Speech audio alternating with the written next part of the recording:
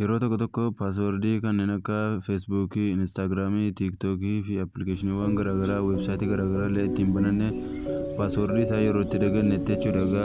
Nama hedduun kan keenya ni rakkana jechuudha. Kanas immoo malli salphaan tokko ni jira. Kunis immoo bilbila kan keenya automaatikaalee ofumaa isaatii siitingii bilbila kan keenya irra nuuf ka'a jechuudha. Yeroo nuti appilikeeshiniiwwan garaagaraa weebsaayitii garaagaraa banannu jechuudha. Kunis immoo akkuma argitan kunoo siitingii bilbila kan keenya irra yeroo tokkoof ni seenna jechuudha. Siitingii bilbila kan keenya irra yeroo haala kanaatiin seennu bakka jechuudha sarchii gubbaa kana irratti argamtu kana yeroo tokkoof ni filanna. Erga haala kanaa filanne immoo bakka jechuudha sarchii kanatti ni barreessina jechuudha. Paasword jennee ni barreessina jechuudha. Kunoo haala amma argaa jirtan kana jechuudha.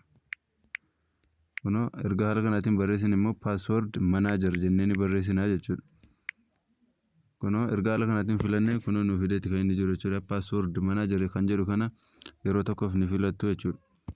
Erga haala kanaatiin filatanii kunoo bakka jechuudha xiqqoodhumasii ol fuunee yeroo inni kunoo hunda isaa jechuudha appilikeeshiniiwwan garaagaraa weebsaayitii garaagaraa nuuf mul'iseetti kan inni jiru ol nu baaseetti kan inni jiru jechuudha. Kanaafis immoo amma fakkeenyaaf kan tiiktookii kiyyaa argachuudhaaf kunoo bakka tiiktook jedhu kanarra yeroo tokkoof nan seenaa jechuudha.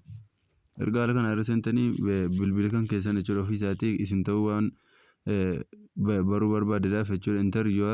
Enter your screen lock paaswordii jechuudha bilbila kan keessan iskiriinii kan keessan ittiin banatan galchaa isin jiraate kan inni jiru haala kanaatiin galchitu.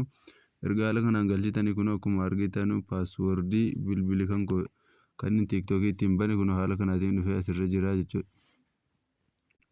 Mallattoo jechuudha ijaa kana jechuudha akkuma argitan kana yoo barbaadan yoo ilaaluu barbaadan mallattoo ijaa kana yeroo tokkoof kilik gochuudhaan paaswordiin kan keessan maal akka ta'e baruu dandeessu. Akkasumallee yommuu koppii gochuu barbaadan kunoo mallattootti kana tuquudhaan koppii godhatanii bakka barbaadan geeffachuu dandeessu. Chaanala kanaaf immoo namoonni haaraa taatan subscribe, like, share gochuudhaan chaanala kana akka jajjabeessitan isiniin jedha.